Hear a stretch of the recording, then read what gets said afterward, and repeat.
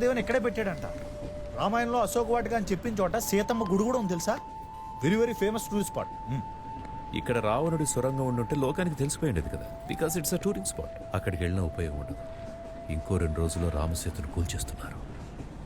వెంటనే మనం ఆ సీక్రెట్ టన్నల్ని కనిపెట్టాలి. అయినా ఆ మ్యాప్ లో మనకు ఉపయోగపడటానికి ఒక్క క్లూ కూడా లేదా?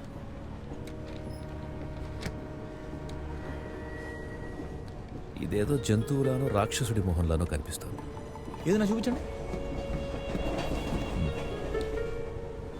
ఇది నాకు మొదలైలా అనిపిస్తుందే. ముతలయ్య ఆ, అంటే అతను మీ బంధువు అవుతాడా? కామెడీ చేస్తారేంటి సార్? మొదలై అంటే కోకడైల్. కోకడైల్